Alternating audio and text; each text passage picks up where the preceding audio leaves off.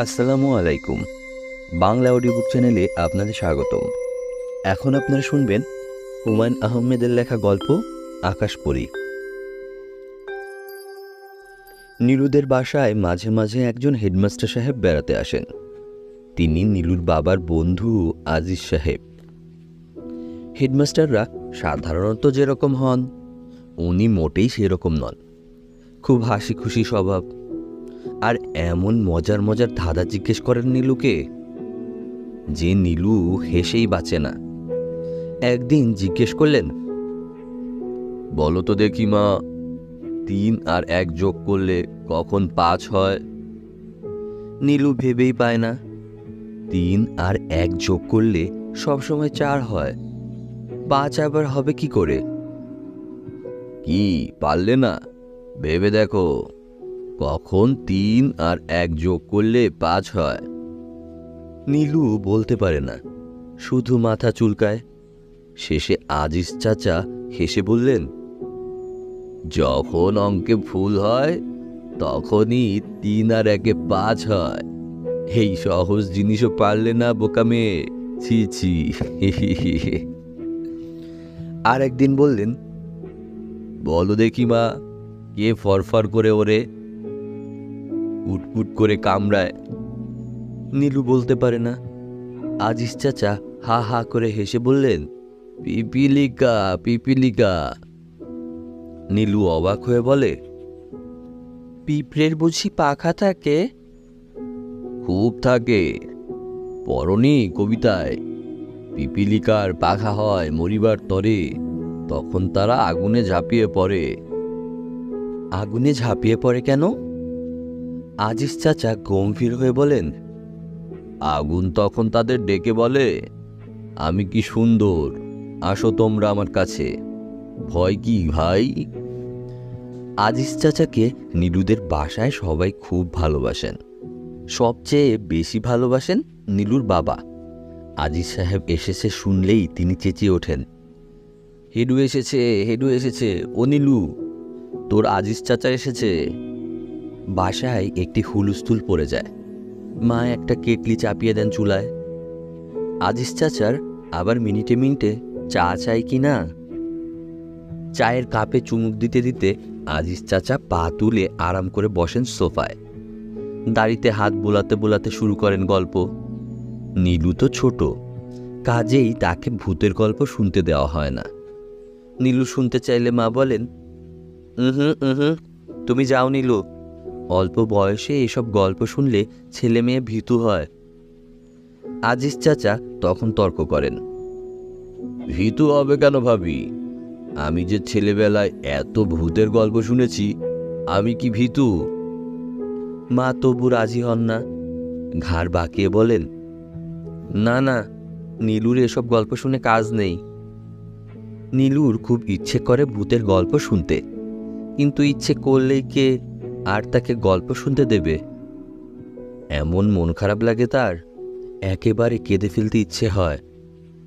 গল্প বলা ছাড়াও আজিজ চাচা মাঝে মাঝে অদ্ভুত সব জিনিস নিয়ে আসেন। একবার নিয়ে এলেন হিজিবিজি লেখা কি একটা কাগজ। নীলুর মাকে বললেন, ভাবি, এই তাবিজটি বালিশের নিচে রেখে ঘুমুলে স্বপ্ন দেখবেন আকাশে পূর্ণচন্দ্র, আর সেই পূর্ণচন্দ্রের জ্যোৎস্নায় আকাশপরীর দল নাচছে আর গান গাইছে। মা শুনে হেসেই বাঁচেন না। আজিজ চাচা রেগে গিয়ে বললেন, আপনার বিশ্বাস না হলে আজ মাথার নিচে রেখে ঘুমান, পরীক্ষা হয়ে যাক। মা আঁতকে উঠে বললেন, সর্বনাশ, আমি নেই এর মধ্যে। নীলু তখন থাকতে না পেরে বলল, আমাকে দিন চাচা, আমি পড়ি দেখব। আজিজ চাচা নীলুকে দিতে যাচ্ছিলেন কাগজটা, কিন্তু মা তার আগেই ছো মেরে কাগজটা নিয়ে ফেলে দিলেন বাইরে। নীলুকে ধমক দিয়ে বললেন, যা শুনবে তাই চাইবে, কি যে বাজে স্বভাব হয়েছে নীলুর। আজিজ চাচা আরেকবার নিয়ে এলেন ছোট্ট একটা ফুলের গাছ, লম্বা লম্বা কালো তার পাতা। বাবাকে বললেন, এই নাও সেঞ্চুরিয়ান ফ্লাওয়ারের চারা, 100 বছর পর ফুল ফুটবে, অপূর্ব বেগুনি রঙের ফুল, অদ্ভুত সুন্দর। বাবা হাসতে হাসতে বললেন, তোমার ওই বেগুনি ফুল দেখবার জন্য 100 বছর কে বেঁচে থাকবে? উঠোনে দুদিন ধরে অযত্নে পড়ে রইল সেই ফুলের গাছ। তারপর নীলু সেই গাছটি যত্ন করে লাগালো তার বাগানে। নীলু যদি 100 বছরেরও বেশি দিন বাঁচে, তাহলে সে দেখবে বেগুনি ফুল। এই জন্যেই আজিজ চাচাকে এত ভালো লাগে নীলুর। তাছাড়া মাঝে মাঝে তিনি শিকারের গল্পও করেন। সেই সব গল্প নীলুকে শুনতে দেওয়া হয়। একটা গল্পের কথা নীলুর খুব মনে পড়ে। পার্বত্য চট্টগ্রামে রামু পাহাড়ের কাছে একবার একটা ছাগল চড়ছিল। ছাগলটা দড়ি দিয়ে বাঁধা। তার পাশেই প্রকাণ্ড একটা গাছ। জায়গাটা জংলা মতো। হঠাৎ দেখা গেল মস্ত একটা সাপ গাছের ডালের লেজ জড়িয়ে দোল খেতে শুরু করেছে। সাপটিকে দেখেই ছাগলটি ছটফট করতে শুরু করলো। দড়ি ছিঁড়ে পালিয়ে যাবার তার কি চেষ্টা! সাপটি দোল খেতে খেতে একেবারে ছাগলটির খুব কাছে চলে এলো। আর অমনি ছাগলটি চুপ। সাপটি প্রচণ্ড বড় হা করে তাকিয়ে রইল ছাগলটির দিকে। ছাগলটির নড়বার শক্তি যেন আর নেই। সে ধীরে ধীরে এগিয়ে যেতে লাগলো হা করা সাপের দিকে। গল্প শুনে নীলু ভয়ে বাঁচে না। আজিজ চাচা বললেন, সাপ খুব সহজেই হিপনোটাইজ করতে পারে। আজিজ চাচার কথা শুনে বাবা বললেন, যত আজগুবি গল্প তোমার, সাপ আবার হিপনোটাইজ করবে কি? আজিজ চাচা খানিকক্ষণ গম্ভীর থেকে বললেন, এই গল্পে তোমার বিশ্বাস হলো না? বেশ, নিজের জীবনের গল্প বলি, শোনো। কিসের গল্প? ভূতের নাকি? ঠিক ভূতের না হলেও ভূতের। সঙ্গে সঙ্গে মা বললেন, নীলুমা, তোমার এসব গল্প শুনে কাজ নেই, যাও ঘুমোতে যাও। নীলু মুখ কালো করে বলল, আমার শুনতে ইচ্ছে করছে মা। না, ভয়ের গল্প ছোটদের শুনতে নেই, তুমি ঘুমোতে যাও। সেই গল্প শুনতে না পেয়ে নীলুর যে কি মন খারাপ হলো বলার নয়। প্রায় কান্না পেয়ে গেল। সে অবশ্যই খানিকক্ষণ দাঁড়িয়ে রইল দরজার পাশে, যদি কিছু শোনা যায়। কিন্তু মাঝে মাঝে মায়ের গলার আওয়াজ ছাড়া কিছু শোনা গেল না। মা বলছেন, বলেন কি, সত্যি নাকি? ও মা গো, কি সর্বনাশ! আপনি কি করলেন? সেদিন থেকে নীলু কতবার যে ভেবেছে যেন আজিজ চাচা বেড়াতে এসেছেন। ঘরে আর কেউ নেই, শুধু সে একা। আর আজিজ চাচা এসেই শুরু করেছেন গল্প। কি দারুণ ভূতের গল্প! ও মা, নীলুর কি ভাগ্য! সত্যি সত্যি একদিন এরকম হলো। সেদিন ছিল সোমবার। সন্ধ্যাবেলা নীলুর বাবা আর মা গেলেন বেড়াতে। কোনো বন্ধুর বাড়িতে নিমন্ত্রণ। ফিরতে তাদের রাত হবে। নীলুর ছোট কাকু মাথা ব্যথার জন্যে শুয়ে আছেন তার নিজের ঘরে। আর কি আশ্চর্য, নীলুর স্যারও আসেননি তাকে পড়াতে। নীলুর কিছু ভালো লাগছিল না, ভেবেই পাচ্ছিল না একা একা কি করবে। তখনই এলেন আজিজ চাচা। দরজার ওপাশ থেকে বললেন, হাউ মাউ খাও, নীলুর গন্ধ পাও। নীলু আনন্দে লাফিয়ে উঠল। তার সে কি চিৎকার! আজিজ চাচা এসেছেন, আজিজ চাচা এসেছেন। কিরে নীলু বেটি, বাবা মা কোথায়? বাবা নেই, মা নেই, কেউ নেই, কিন্তু আপনি যেতে পারবেন না। নীলু ছুটে গিয়ে দরজা বন্ধ করে ফেলল। আজিজ চাচা হেসে বললেন, আমাকে বন্দি করে ফেললে রে নীলুমা। এখন বলো, বন্দির প্রতি কি আদেশ? নীলু আজিজ চাচার হাত ধরে চেঁচাতে লাগলো, গল্প বলুন, গল্প। কিসের গল্প মা? সব রকম গল্প, ভূতের গল্প, পরীর গল্প, ডাকাতের গল্প, শিকারের গল্প। কি সর্বনাশ, এত গল্প! নীলু মাথা ঝাঁকিয়ে বলল, হ্যাঁ, বাবার সঙ্গে যেমন গল্প করেন সেই সব গল্প। আজিজ চাচা হাসতে লাগলেন। নীলু বলল, তার আগে আপনার জন্য চা বানিয়ে আনি। ও মা, নীলু বেটি আবার চা বানাতে পারে নাকি? হ্যাঁ, খুব পারি। নীলু দৌড়ে গেল রান্নাঘরে। তার চা অবশ্যই বেশি ভালো হলো না।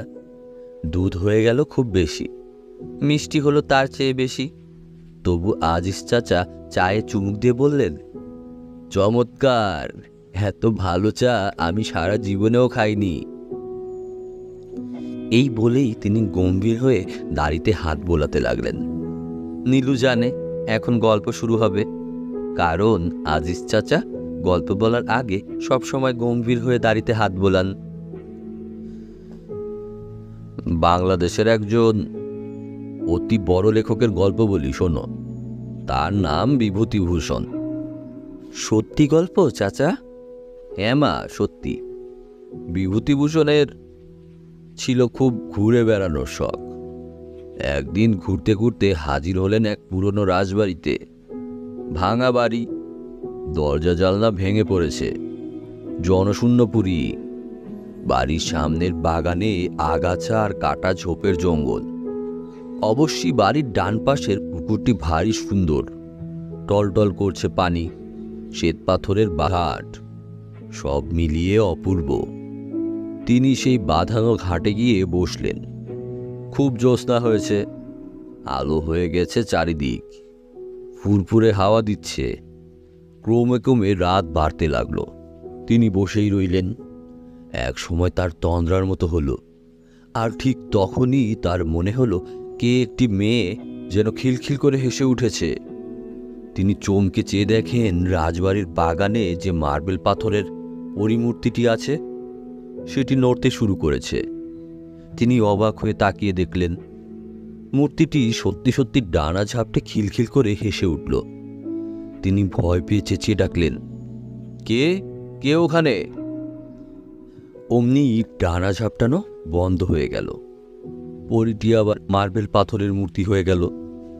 তার আর একা থাকার সাহস হলো না। তিনি চলে এলেন গ্রামে। গ্রামের লোক সবকিছু শুনে বলল, এ তো আমরা সবাই জানি বাবু, প্রতি পূর্ণিমা রাতে ওই পরীটি প্রাণ পায়, নাচে গান করে, তার সঙ্গে নাচবার জন্য আকাশ থেকে নেমে আসে আকাশ পরীরা। আপনি আর কিছুক্ষণ চুপ করে থাকলে ওদের দেখতে পেতেন। গল্প শেষ করে আজিজ চাচা বললেন, ভয় লাগছে নীলু? হ্যাঁ, অল্প অল্প লাগছে। তবে থাক আজ। নীলু বলল, আমার খুব আকাশপরী দেখতে ইচ্ছে করছে। কি করলে আকাশপরী দেখা যায় চাচা? আজিজ চাচা হাসি মুখে বললেন, খুব সহজ মা। পূর্ণিমা রাতে গলায় একটা ফুলের মালা দিয়ে তাকিয়ে থাকতে হয় চাঁদের দিকে, আর মনে মনে বলতে হয়, আকাশপরী আকাশপরী, কাছে আমার মন, এসো তুমি আমার ঘরে, রইল নিমন্ত্রণ। শুধু এই, আর কিছু না? না, শুধু এই। আকাশপরীরা এসে কি করে চাচা? ফুলের বাগানে হাত ধরাধরি করে নাচে আর গান গায়। সেই গান শুনে বাগানে সব গাছে ফুল ফুটতে থাকে। নীলু অবাক হয়ে বলল, চাচা, ওরা যদি আমার বাগানে আসে তাহলে আমার বাগানেও ফুল ফুটবে? নিশ্চয় ফুটবে মা। আর চাচা, আপনি যে গাছটি দিয়েছেন 100 বছর পর ফুল ফুটে, সে গাছেও বেগুনি ফুল ফুটবে? আজিজ চাচা ইতস্তত করে বলল, ওটাই তো উচিত। নীলু আনন্দে হাততালি দিয়ে ফেলল। এরপর থেকে বাড়ির মানুষ অস্থির। নীলু সবাইকে জ্বালিয়ে মারছে, কবে পূর্ণিমা হবে, কবে পূর্ণিমা হবে, এত দেরি কেন পূর্ণিমার? মা রেগে মেগে অস্থির। নীলুকে বললেন, কি মাথা মুন্ডু বলেছে তোমার আজিজ চাচা, তাই বিশ্বাস করে বসে আছো? পরী আবার আছে নাকি পৃথিবীতে? বাবারও একই কথা, ভূত প্রেত রাক্ষস খোক্কস এইসব মানুষের বানানো জিনিস, বুঝলে নীলু? শুধু বোকারাই এসব বিশ্বাস করে। নীলু বলল, আজিজ চাচা কি বোকা? না, সে বোকা নয়, সে একটা পাগল। কিন্তু নীলু কারো কথাই বিশ্বাস করল না।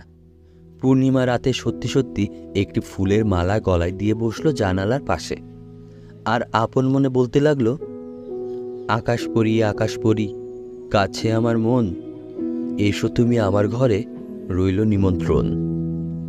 নীলুর কাণ্ড দেখে বাসার সবার সে কি হাসাহাসি।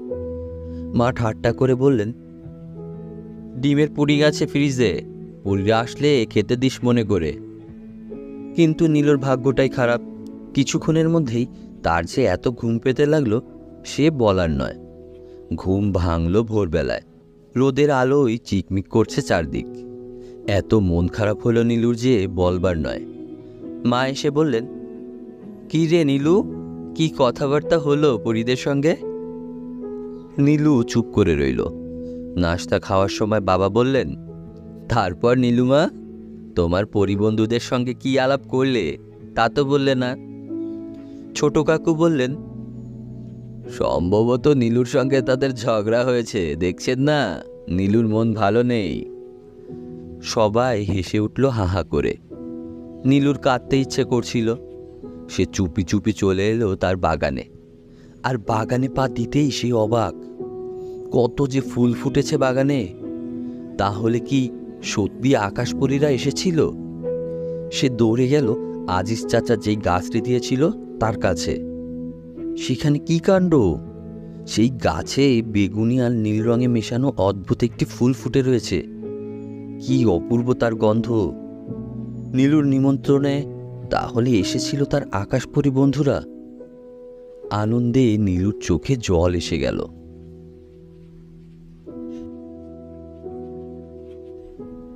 প্রিয় শ্রোতা, আপনারা এতক্ষণ শুনছিলেন হুমায়ুন আহমেদের লেখা গল্প আকাশপরী।